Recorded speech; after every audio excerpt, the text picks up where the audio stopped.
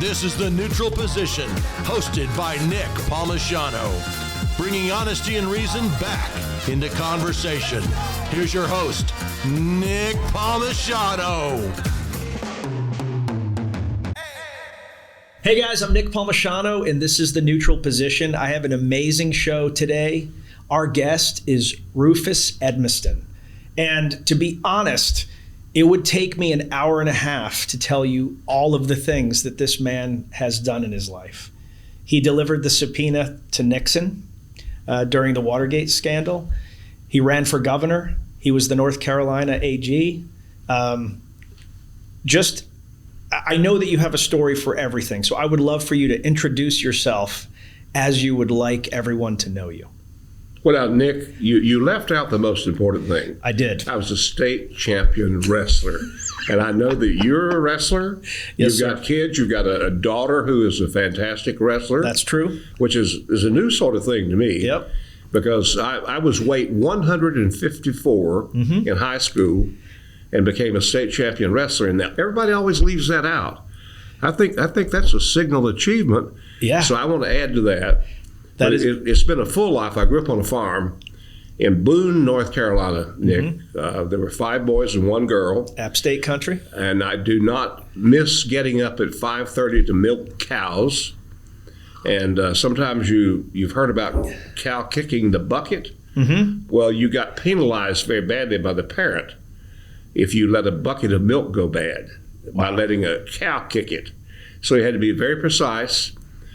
We had a loving family. I never knew any time in my life when one of my parents wasn't at home. And I just think of all the kids today that don't have that security. Now, I couldn't wait to get off the farm and swore that I'd never go back, but now I spend a lot of time gardening. So I've had a good life. I've been elected to various offices, and that is because of the goodness of people. And I hope that I've been able to help some people along the way. I guess all of us think, did we make a difference in some way? So that's sort of been the marker of my life. Have I made a difference in somebody's life for the good? Yep. Now, I'm sure that some people I put in jail don't think that I probably gave them a great deal of goodness in their life, but maybe so. Yeah. So I love that you talked about the importance of children having, a foundation. And I know that you do a lot of work with children, and we're going to come back to that. But since you opened the door on it, I know what it means to be a state champ. I know because I missed it by a point. Oh, my. Oh, you saw the light. I didn't see the light. It wasn't, you didn't get pinned. No. It was a close affair, but I understand the pain of that failure. But I know what it takes to get there. I know the hours running, the suits, sweating, spitting. My girlfriend, when I was in high school, was like, why do you have all these Skittles around? Like, you must really like Skittles. And then she saw that I'd put 1 or 2 in my mouth because the sugar brings out the saliva, and then you spit it out. And I could drop about half a pound a pack of Skittles. So I used to just, oh, absolutely. Mine was double bubble gum. Yep, we all have it. And these weird wrestler things, that's one of the first things you asked me about. But how did you get into wrestling? Right back. Well,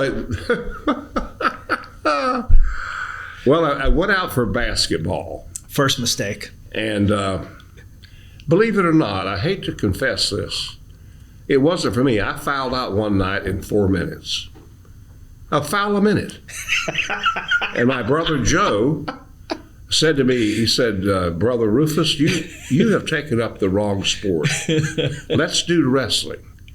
So I decided that was for me and not basketball, and was state champion my senior year.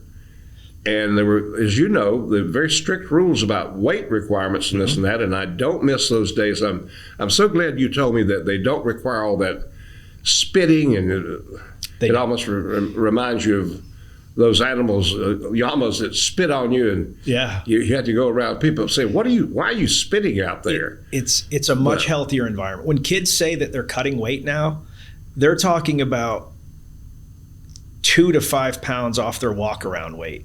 Not what we used to do. Yeah. For football season, I was 171. I wrestled at 140. So I'm assuming that you had a similar kind of path. Oh, absolutely. Yeah. I did play football. I was a right end. And one time we played this team called Beaver Creek in Ashe County. Mm-hmm. And there was a fumble ball. Well, the boy from Boone, Rufus Edmisten, picked it up. And so help me God, I ran the wrong way. And I heard out of the audience, wrong way, Rufus, wrong way, Rufus. And I have never been so embarrassed in my life. I finally got my bearings, turned around and ran the right way, and got back to where I picked up the ball. But can you imagine on the bus ride back home from Beaver Creek to Boone, which was only 30 miles, but it seemed like it was 100 miles. At least you didn't get a safety. It could have been worse. Could have been worse. Oh, not much worse though than the ribbing I got. So sports are good for kids in high school as long as parents don't take it so seriously. I've seen parents at some little league games get so irate, so mad that they spoil the game for the kids. They ruin it. I don't understand that. Absolutely ruin it. My wife and I coach wrestling, and sometimes with the high school, currently with the middle school, we kind of follow our kids through their journeys. And this year was great, but I have had years where, you've got the parent telling you what the program should look like. You've got the parent saying, I think that my kid should be doing this, or putting so much pressure on the kid. Yeah. It's wild. It's like, hey, you had your chance. You did whatever you're going to do. The first thing that I tell kids that I'm coaching at the beginning of every season is, I don't care if you win or lose. And it really, like, everyone looks around, and I say, look, I want you to perform as well as you can. Winning is important. I want you to learn how to win, but you winning or losing doesn't affect my life. I'm going to go home. I'm going to eat with my family. I've already had my journey. What I want is to teach you character, to teach you hard work. If you put work into wrestling, you will get better. I can't tell you you're going to be a state champ. I don't know what you have in you, but I know that if you're terrible now and you work hard all year, by the end, you'll be less terrible. And that's the life lesson. And the life lesson too, Nick, is have fun. Yes. While you're at it. Absolutely. I feel the same way about scholarship now.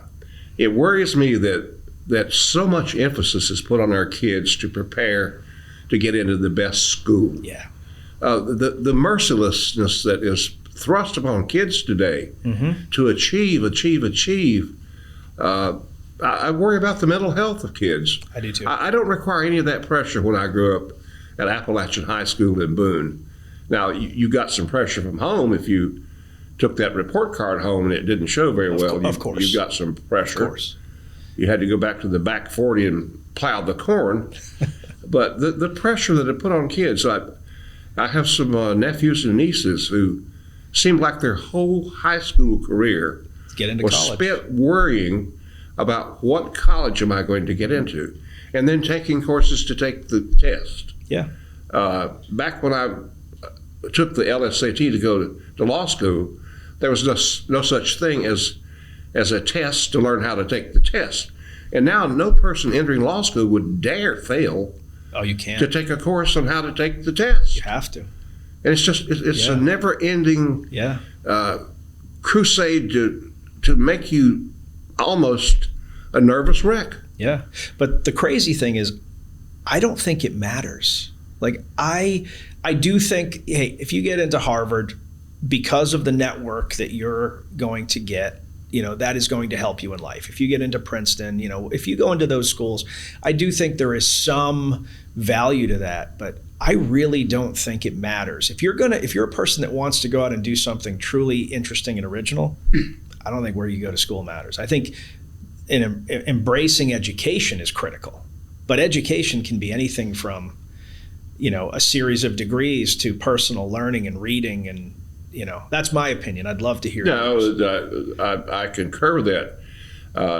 We're going to talk about it a little bit more. I have this outfit called the Extra Special Super Kids. Mm-hmm. And yesterday, we had one of the super kids in, and she has already gotten out of undergrad. And these kids come from homes where they would never be expected to go to college. They've overcome adversity. Some of them have just had to be an adult since they were 10 years old, and that's how we choose them. Well, this one particular young lady was in a conference with us yesterday about law school. Mm-hmm. And I had the hardest time telling her that, look, it hardly makes any difference. If you want to try to go to Harvard or somewhere like that, yes, you might get a job clerking with a Supreme Court justice when it's over. Yep. But the main thing about going to law school is, can you get enough education to pass the bar? Mm-hmm. Because when you pass the bar, you've achieved something, and it doesn't really matter which law school you went to, because you're going to have to make it on your own anyway. Yep. And if you follow your dreams, it doesn't matter where you go to school. I worry now about what we're doing to the young people about these massive school debts. It's a huge problem. I know some debts that are akin to what I used to pay as a house payment. Yes. Mm-hmm. And I so discourage that. And the trouble, Nick, is that the lenders are, in the end, private lenders that go through the government to do it. Yep. And they shove all this money on kids that they don't need. This for that, another $20,000 for this, ending up the usual debt now of getting through a college is somewhere between $50,000 and $60,000. That's an immense debt for a young person. So you're telling me. And over here, yeah, why not? Something has to be done about the spiraling cost of going to higher education. And in fact, I've often thought that, why don't we still do more vocational training in high school? Absolutely. I just don't understand that. When I grew up in the Appalachian High School in Boone, we had something called shop. Mm-hmm. Well, I was a farm boy, so I had shop. I took shop. Yeah. Now, we didn't do much shop. We did a lot of touring of farms and things like that. But the shop that I'm talking about is how to repair a car, how to fix a roof, how to be a machinist. Yep. All those things. A plumber. Yeah. My goodness, a good plumber makes more than the starting lawyer, I can tell you that. Absolutely. And I don't know why we're wasting all that time. And this might be heresy, but Nick, far too many kids go to college that don't belong in college. Yeah. They just don't belong there. Yeah. They should be doing a trade. And I guarantee you that if you do a trade real well, you're going to make more money being a plumber than you will in 2 years being a history teacher. I 100% agree. There's a stigma, I think, at some point, and I think it was around the 80s. There's a stigma that started getting assigned to trades. Like you were more valuable, or you were smarter, or you were better, or whatever, if you went to college. And the trades were for the kids that maybe weren't as smart. That was the stigma that I kind of grew up with. Late 80s, early 90s. And it's just simply not true. It's not true now. I can tell you that. It's not true. When that plumber comes, I want him to do his job, or her. The females had a female plumber last time we came, and she did a real wonderful job, and she was proud of it. Yeah. And I thought, well, this is a great profession, and I had no stigma feeling there at all. No, it's everyone's mind works in a different way. I watch, my dad is one of those guys, like you, that can kind of do everything. So he can build a house from the ground up. He can build a car from the ground up. He was the first member of our family to go to college, and he graduates valedictorian. He's one of those guys. It's like, all right, thanks, Dad. Like, thanks for building up this standard. But, you watch somebody that actually knows what they're doing. Like when I look at a car, I can fix a car, but it's like I have to really kind of go through the steps and think about, all right, what might this be? Whereas my dad can look at it right out of it. It's this because of X, Y, and Z. He just knows. Sure. And he knows like what has to happen.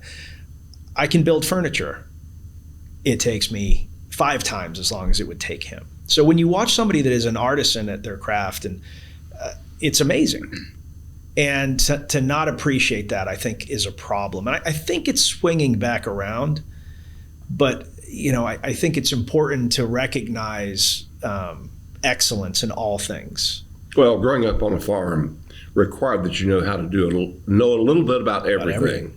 If the tractor broke down, you had to fix it. Yeah. If something was wrong with the fence, you didn't call the fencing company to come fix it. And you mentioned it, having worked for John Deere a moment ago. I saw where there's some controversy now where the manufacturers of farm equipment do not want the farmers to be able to repair their own things. Yeah. And I'm sure you've thought about that quite a bit. And I did see where John Deere has decided that they will allow farmers in certain circumstances to fix their own equipment. You have to. And if you're on a farm, you can't wait 2 weeks for somebody to come fix your equipment. That's why my garage, that my big friend Big John, who's with us today, knows it looks like a farmer's shop.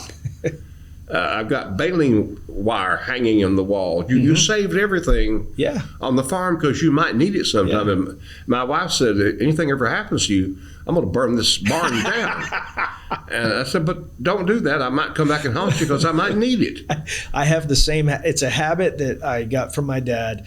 But, if an appliance goes out, I cut the cord off and I put the cord into, like, just in case. And I think I probably have 60 cords. I think I've used 1, maybe 2 in my entire life, but I still have this box of cords. Or, after I'm done building something, there's a little odds and ends of wood. Well, I throw them in a bucket, and I have these, like just in case. And I don't even know what the just in case is. Well, speaking of cords, I use them to tie up tomatoes. Oh. When I stake tomatoes. Yeah. An old cut-off cord's a good thing to tie up a tomato. Yeah. So I obviously want to talk about Watergate, but since you just transitioned there, you are an avid gardener, farmer. I don't know what you think of yourself now. I know you were once a farmer. Now it's more gardening, or do you have like essentially like a mini farm now? No. Mine is a 2.5 acre spread on the outskirts of Raleigh, and I grow trees and shrubs and flowers, and tomatoes, and it's in my blood from my mother. I had a little nick for working with her because there was a reason for that. If you got your mother to say that she needed you to help her in the flower garden, you didn't have to go way down in the bottomlands to hoe the tobacco and the corn and the cabbage, the hard work.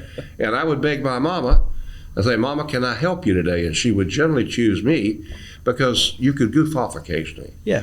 It was so much better to her. And I'm a panelist on this garden show called The Weekend Gardener that's been on WPTF. I've been on it for 15 years, but the gardening show has been going on for almost 40 years. Very, very popular. It's a call-in show. Wow. It started out as 15-minute show. Wow. Where the man read letters that people would send insects in and things like that and ask him to diagnose it, and has expanded now to 3 hours. And it's a funny audience. We've got our favorites.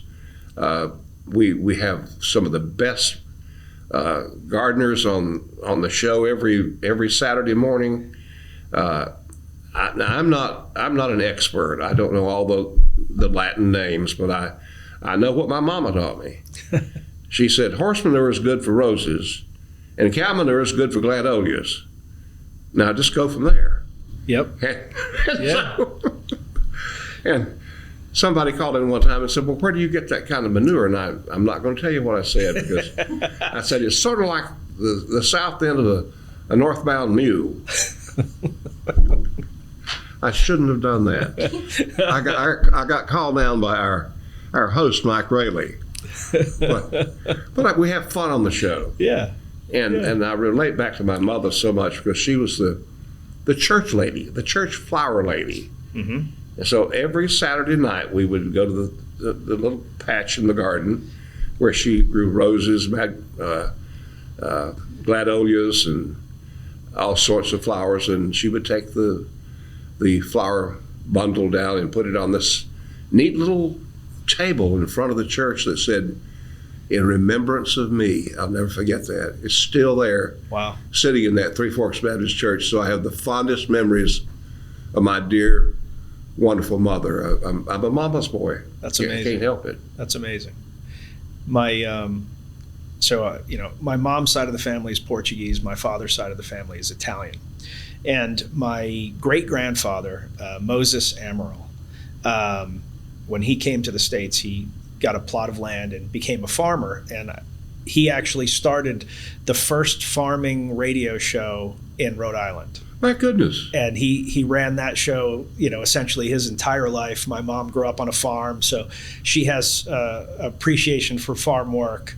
And then my dad's side of the family, they grew up, he is Italian, was born in Italy, became a United States citizen after coming here when he was 9. But they grew up in a tiny town in Abruzzi, Italy called Scopoli, and it's on the side of a mountain. So their farming essentially was they'd build steps down the mountain, if you know what I mean, kind of. Oh, like, yeah. And that was the way they farmed everything. And so when they moved to Providence, Rhode Island, my grandmother and grandfather were most comfortable on this plot that was essentially on this hill that's like this. And my childhood was my grandmother had these steps going all the way down her yard of, you put the tomatoes here because of this, and the runoff is good for this. I mean, it's so interesting how scientific but also artistic it is, depending on what you're trying to accomplish to be a good farmer. It's amazing. We in the mountains, there was not very much flat land. Mm-hmm. So we did a lot of hill farming too. I think you'd make a great guest on the Weekend Gardener, and I'm going to arrange for you to call in sometime. Happy to do on the show and talk about it. that, because I think that's just wonderful.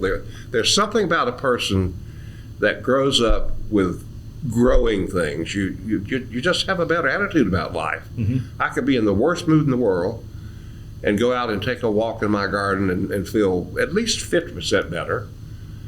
It's just a wonderful therapy. And I think it's still the number one hobby in America, that people still garden. Yeah. They're going back to the old ways of canning and putting up food that way. Yeah.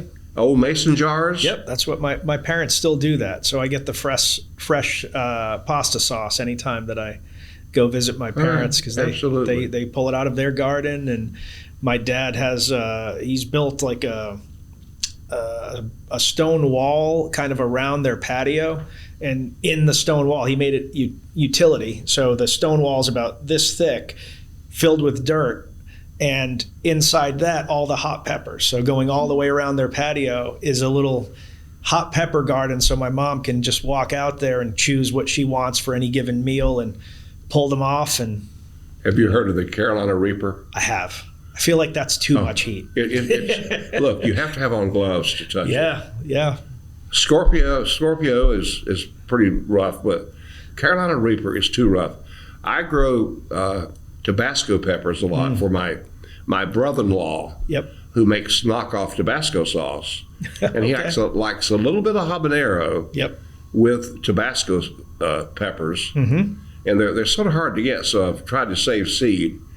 And I will soon be planting the Tabasco peppers, but I'm not planting any Carolina Reapers. They're just too dangerous. It's too much. It's too much. Yeah. So what made you get involved in a kids' charity?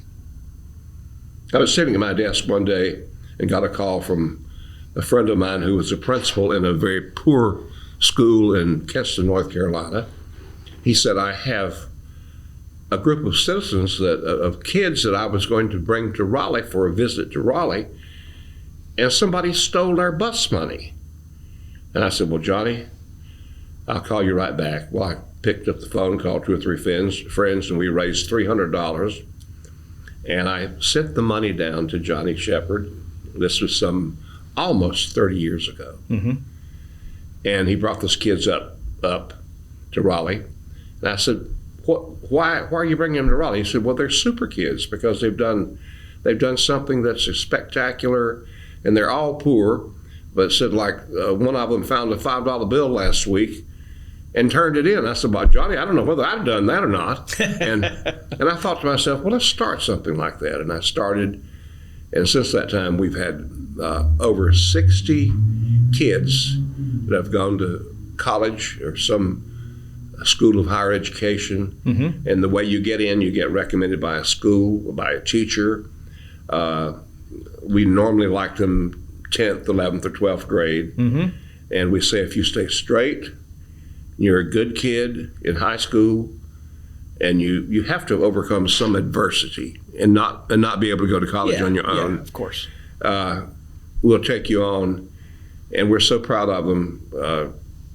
As I said, we had one in yesterday deciding about what law school, because we helped her go to undergrad. Yeah. We've got one doctor out of the crowd, and numerous teachers and others. It's sort of the idea to give back, and it was sort of a different way of doing things, because I think that a lot of scholarships are given to kids that don't need them. That's always bothered me. Yep. Now, mind you, I love the Moorhead Scholarship. Sure. I love the McCain, or the one at NC State. I think they're wonderful. But so many of those were chosen not because they needed it. And this one is strictly, you probably wouldn't go to college if you didn't get our help. Yep. It's called the Extra Special Super Kids Program. Which is an awesome name. And if anything, you mentioned all these things that I've allegedly done. I'd rather be remembered for helping some kids get an education than being the first person ever served as being on the sitting president, the attorney general, the secretary of state, the this and the that. I'd rather be remembered for the super kids, because I know I'm helping some of them to pay it back. Mm-hmm.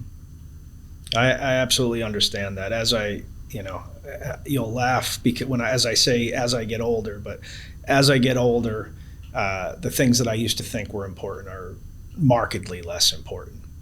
There's nothing that I've accomplished that I then sit and go, wow, I'm so amazing. It's like, oh, okay, it's done. What's the next thing? But I think I'd probably get more out of coaching kids or tutoring kids or helping young business people succeed than I do with anything I've actually accomplished for myself. Like it's not even close. And I'll bet your audience out there feels the same way. And you just got to make time for it, though. You got to determine, what are your priorities? Had I rather do something to help other people or sit back on my fat rear and watch some silly television show? Yep. Or do something to help somebody? Yep. It's even better than going to the greatest play in the world, the greatest ball game in the world. Mm-hmm. To sit there yesterday like I did and hear the young lady talk about her aspirations and her dreams to become an immigration lawyer. I thought, what? I've helped do that, and so many other people helped do it. That's enough for me. And no, it's not enough yet, because there are many more to go. Yep. But I think, and I want to get into your career because it's amazing. But we've talked about this with a couple of guests. I think the biggest thing, everyone always complains about society, like the country this, the country that, society this. I cannot affect the United States of America, no matter how many people follow me or whatever. I can't, through my opinions, change the country. But I can affect my community. I can help people. I can help kids. I can help businesses. I can teach people things. And that will have a more profound effect than anything else that I do. I personally believe that. Absolutely. That one person passes that along. And each little time that you touch somebody's life, it's a bigger thing than if you had an audience of 5 million people. Mm-hmm. You're going to help do more by touching that one person's life. Yep. That could turn out to be the worst person in the world, or could turn out to be a person that is just phenomenally wonderful in giving back to society. I agree with you totally. So speaking about passing things along, a couple years before I was born, you passed along a subpoena to then sitting President Nixon. How did you end up in that situation? When I left college, I went to Washington, D.C. I graduated from Carolina. Some of you state fans and Duke fans out there, forgive me, but I turned out all right.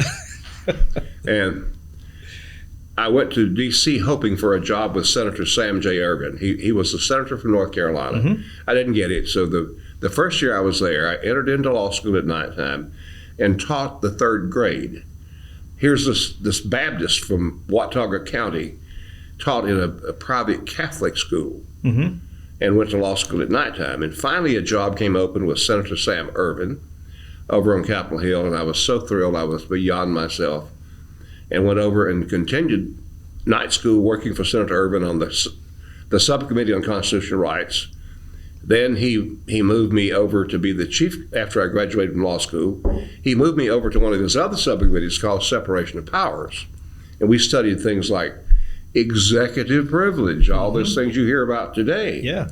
And other things. And lo and behold, this thing called Watergate came along, where the newspaper at that time said that a minor break-in at the Watergate Hotel, and nobody paid any attention to it. Well, it kept growing and growing with Woodward and Bernstein. Mm-hmm. They kept publishing it. And finally, it got so hot that Senator Mansfield, who was the majority leader at that time in the Senate, said, we've got to appoint a committee to really look into this thing. And he said, publicly said, the only person I can think of that could handle that committee would be a man named Senator Sam J. Ervin from North Carolina. And I had worked with Senator Ervin all those 10 years before, and the senator graciously said, I want you to help me on this Watergate committee. Would you be the deputy chief counsel of the Senate Watergate Committee? And of course, it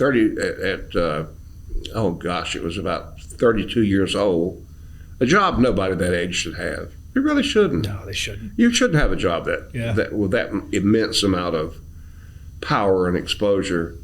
And I took it, and there was a reason that he chose me, because I had been with him for 10 years, and I knew how Capitol Hill worked. Mm. The chief counsel was a man named Sam Dash.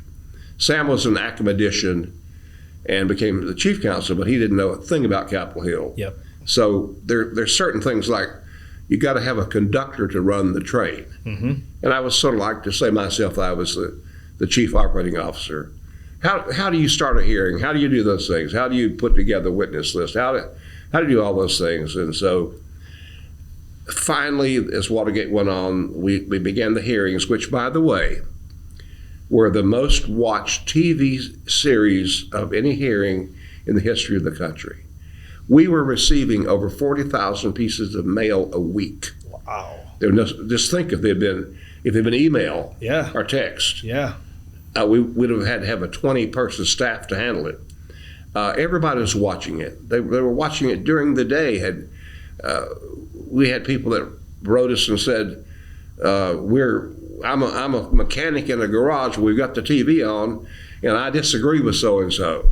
It was amazing how many people watched it, because it was high drama.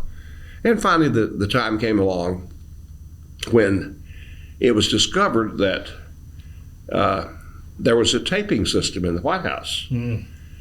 And prior to that discovery, which by the way was discovered by a North Carolina guy named Gene Boyce, that I had brought to Capitol Hill by asking Alexander Butterfield a question, is there a taping system in the White House? And Mr. Butterfield paused and said, I was afraid you were going to ask me that. And he admitted there was. And then John Dean had been testifying that he thought that Nixon was into it up to his eyeballs. But that was before any relevance to the tapes. And when the tapes were discovered, they would determine whether or not John Dean had any credibility. So the committee met, and I don't know how much time we got, but I'll as much time as you want, sir.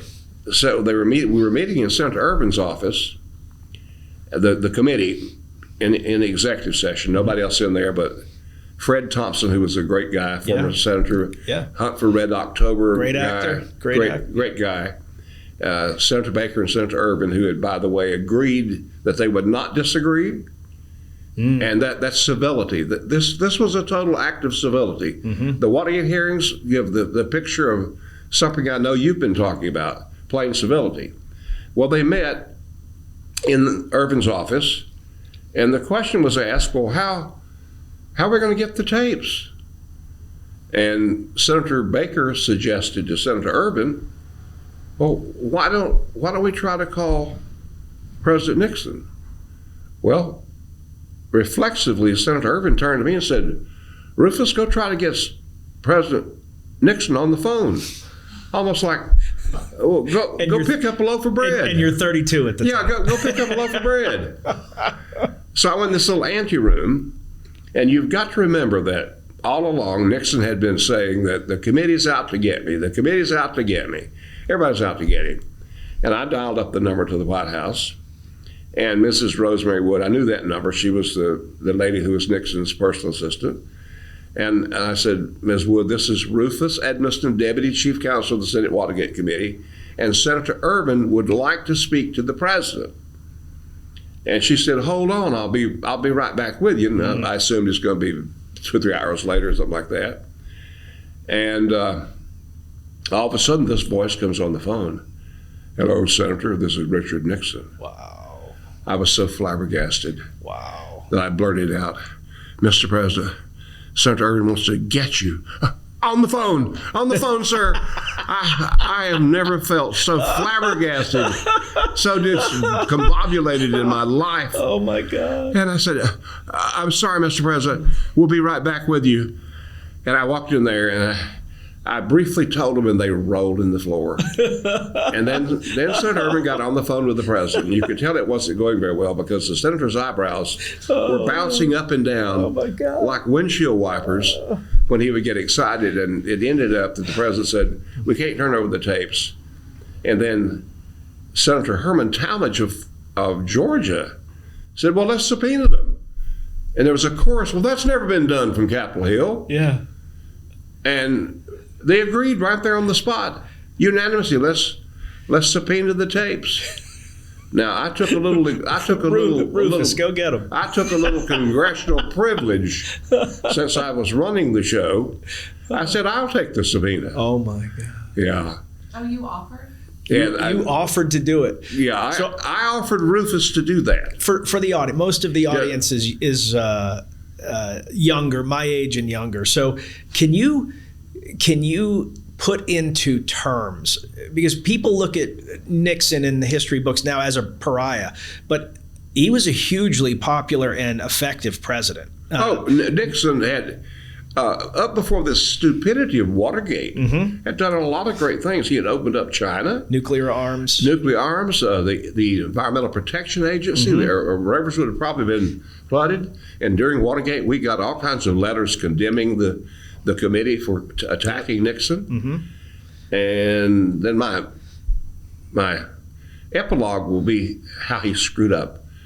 But anyway, I was in the back of a police car, and later my mama said, well, I'm glad you're in the back there for a good reason, and rode down to the White House with a subpoena. Wow. First time in history, and my heart was just fluttering because I thought, my goodness, had to be a cow milker from Boone. I was still 32 years old. Yeah, and this is a time where politicians. I mean, no one ever likes politicians, but there was a lot more respect. Oh, much respect, especially around the office of the president, than there is now. Oh, totally. Yeah, there was comity, there was agreement, there was cheerfulness. They got to know one another. They didn't always leave Washington. And I served the subpoena, and I did a little trick, which would be something that a boy from Boone would do. I had a little constitution in the back of my back pocket, and when I delivered that subpoena, I whipped that little Constitution out and said, I've heard it said that you need one of these down here too. Oh my goodness.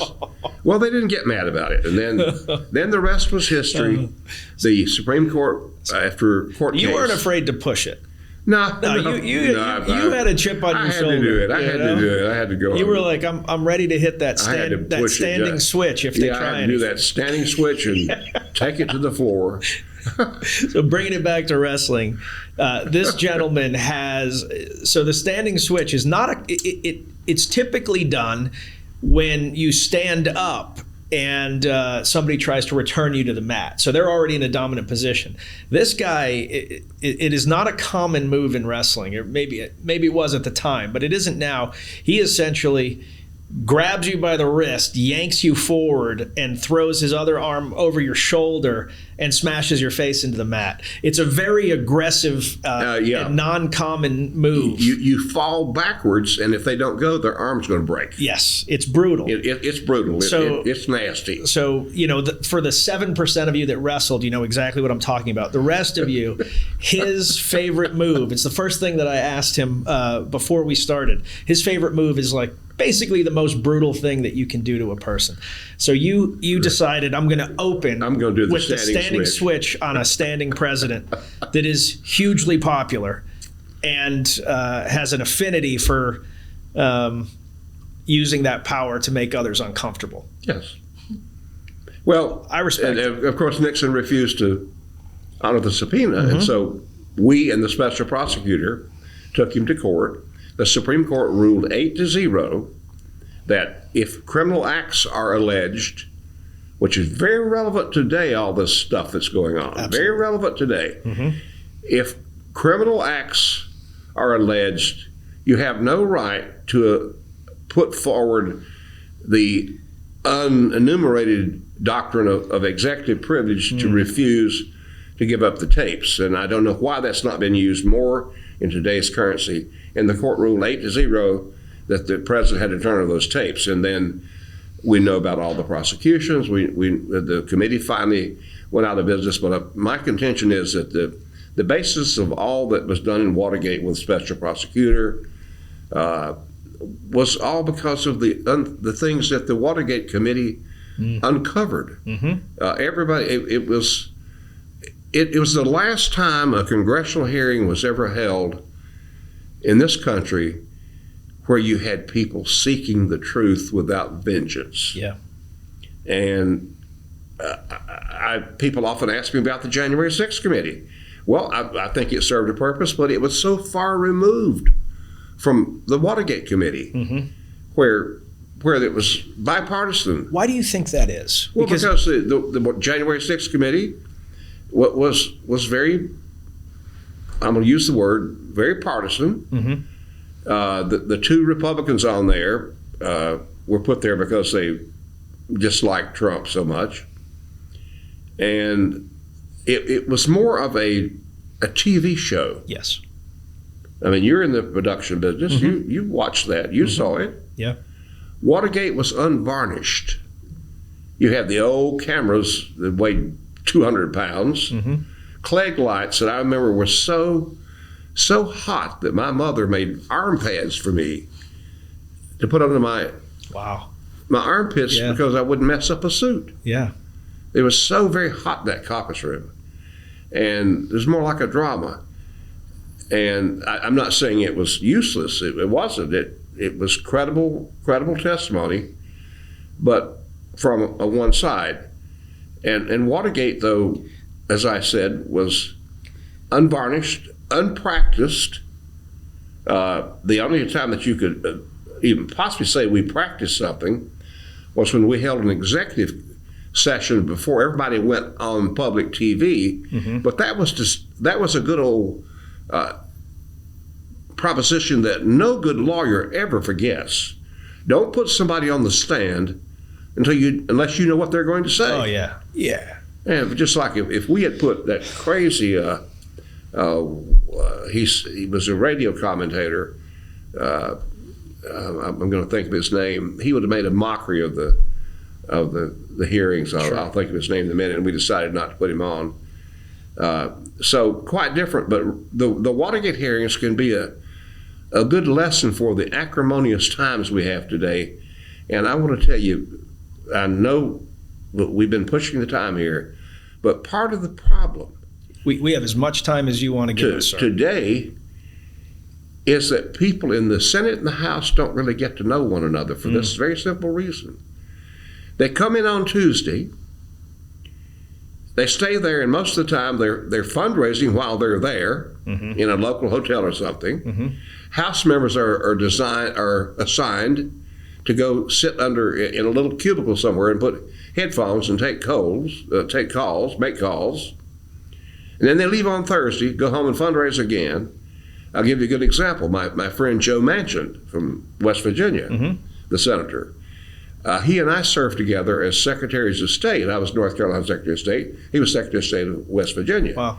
And I went to visit him about 4 years ago, and I said, Joe, what do you think of this place? He said, I don't like it. He said, I was Attorney General, or Secretary of State, and Governor of West Virginia, and I got things done. He said, you know more people here than I do.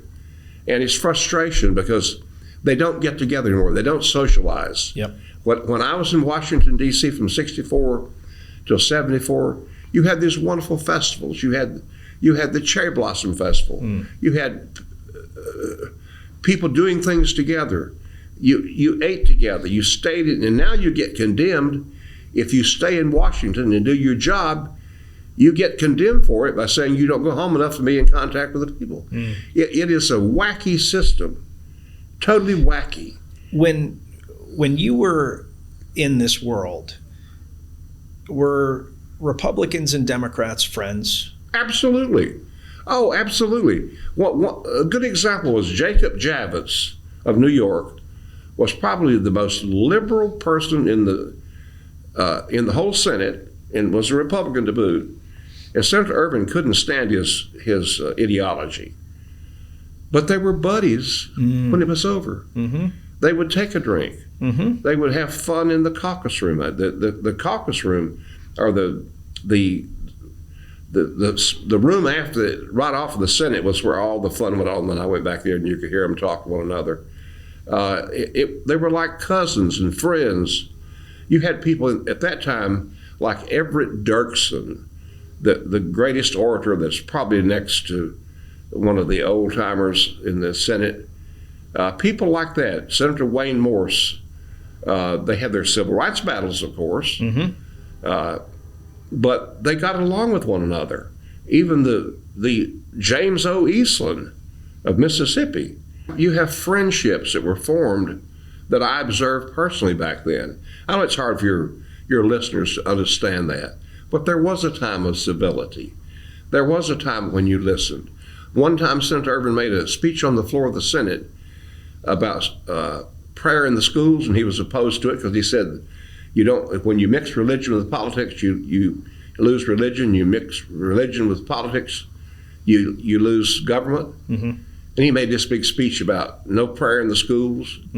Well, after it was over, Senator Wayne Morse of Oregon walked up to him, and I was in the little anteroom, the cloakroom we call it. And he said, Senator Morse said, Sam, I heard your speech, and I've changed my mind. I'm not going to vote for any prayer in the schools. That would never happen now. Never happen. No, that would never happen. It's all preset. Everybody knows, except occasionally when that great senator from Arizona was around, you didn't know what he would do.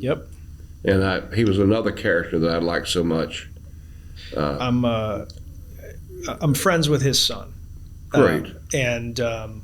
His son is such a high integrity individual, doesn't like to be public, it doesn't like to trade off of his father's name.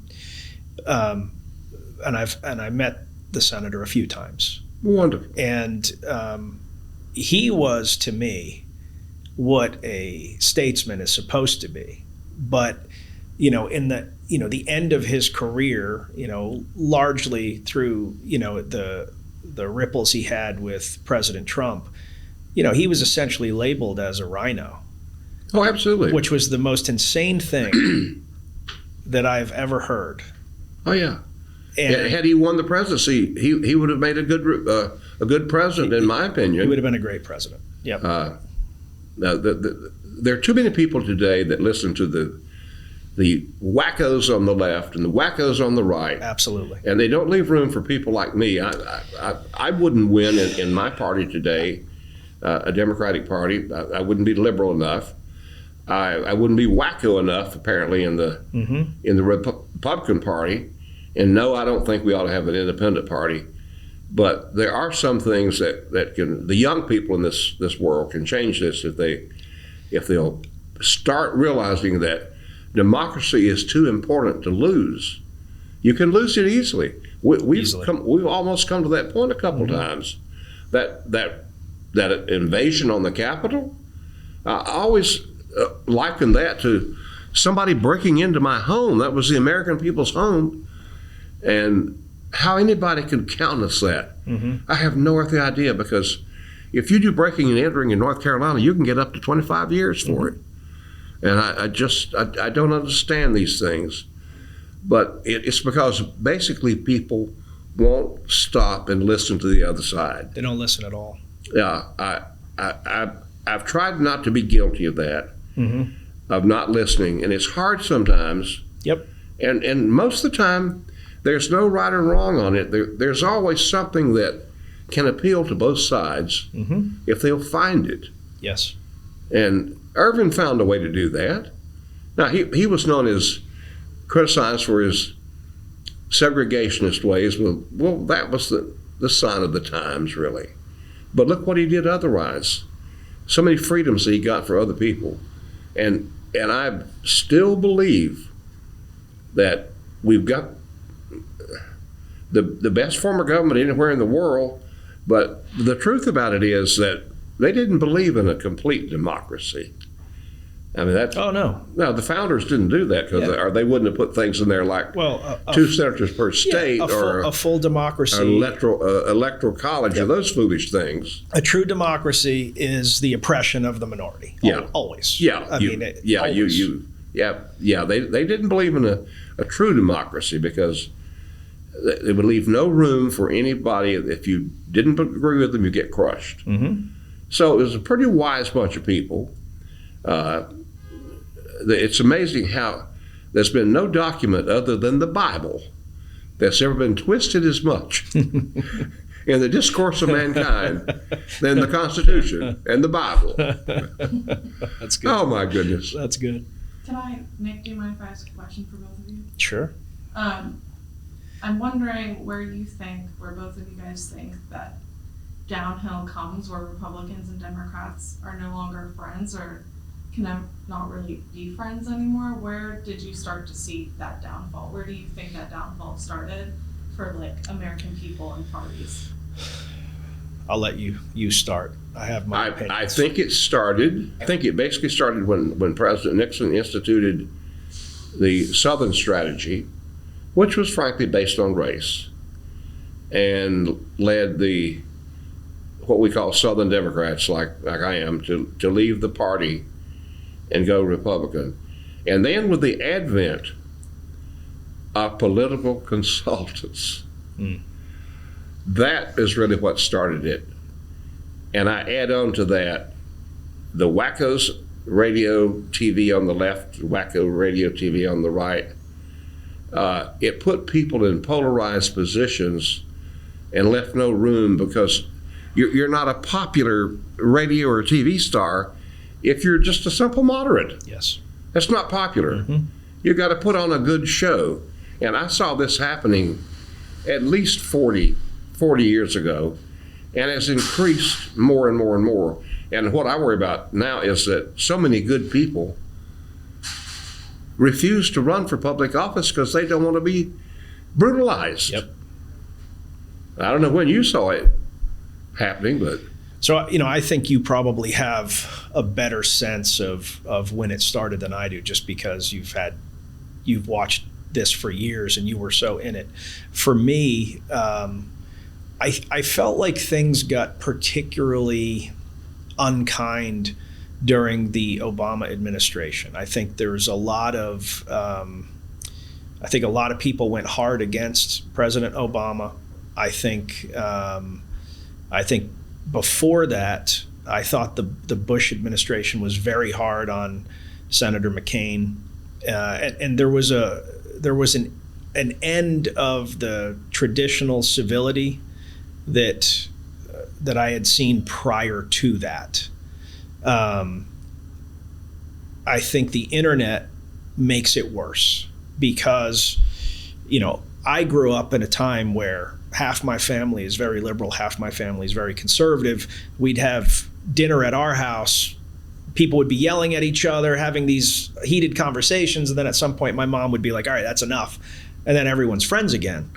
Well, now I don't have to be friends with people that don't believe exactly what I believe, because I can go on Facebook or Instagram or Twitter, and the algorithm is going to show me people that think like me, so that we can all say the same things to each other. Yeah. And you start believing that that the whole world is like you. And anybody that is different essentially is your enemy. Reinforces your beliefs. I can't possibly be wrong because all of these people believe as I do. And then, so I still think it was reasonable until the Trump administration. I think the way that Donald Trump won the first election was civility was gone. He made fun of everybody. He, and he's very effective. Like I'm not even judging right now. He made fun of people. He was very vicious in his attacks. And, because of Citizens United, you essentially could have infinite money pumping, into the equation to, really push this to the limit. And because he was so different from anyone else that had ever run, at least in the modern era, it's great newstainment. So CNN loved him as much as, they loved to hate him. Fox loved to love him. And there was this constant tension that got great ratings. And people pick a side. And all of a sudden, even though Americans agree on, I think it's something like 84% of all issues, we almost think that we're on diametrically opposed, where, I've been to, 57, 58 countries or something. America's a good place to be. It is a good place to be. And doggone right. And if we don't appreciate it, it will not stay this way. Yeah. And it does not stay this way if I think somebody that is on the other side of an issue that is, has a slightly different opinion than me is my enemy. So I think there's been a downward trend for a while, and I think the internet exacerbates that. But I do think it got really bad during the Trump. Well, you mentioned something that I think has been one of the worst decisions the Supreme Court ever handed down.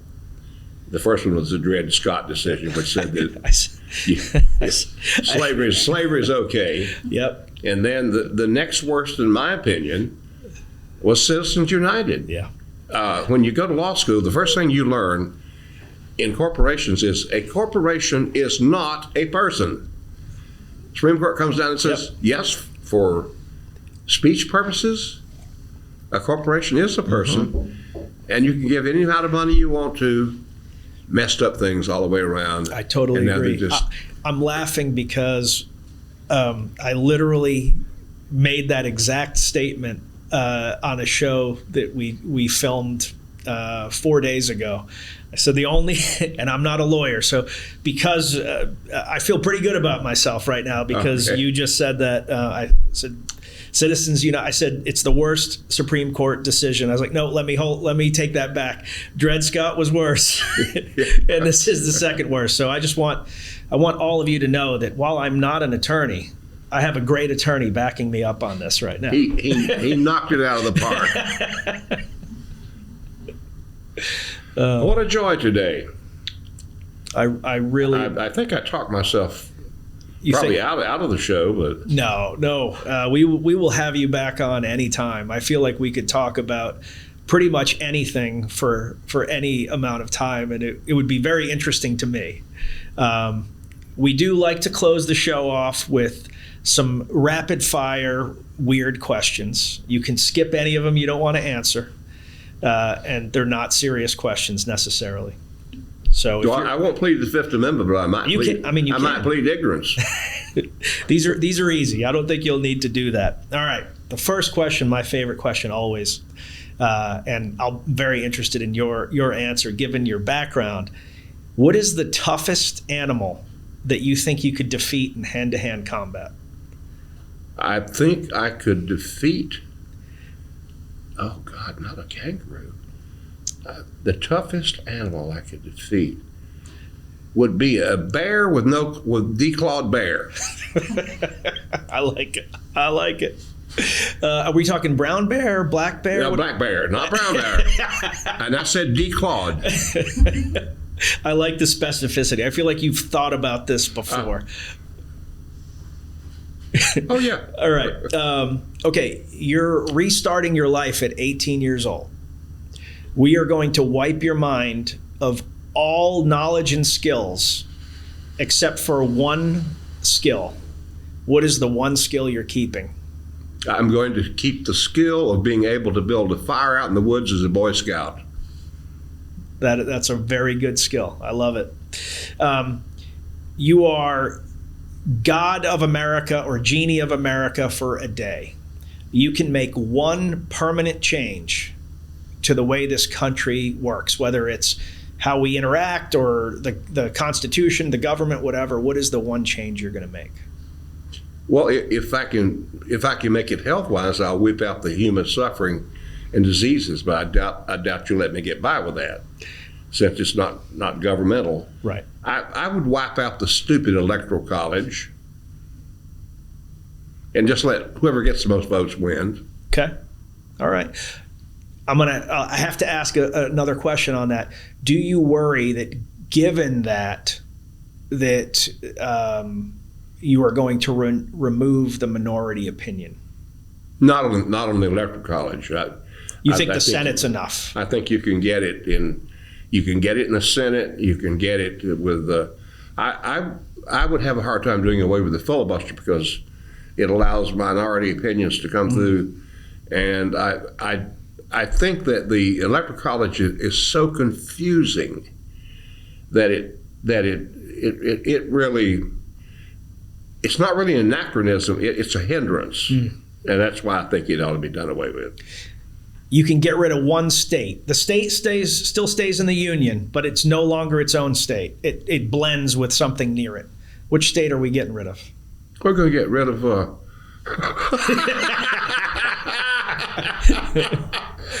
Oh, you're going to get rid of California and let it go to Mexico.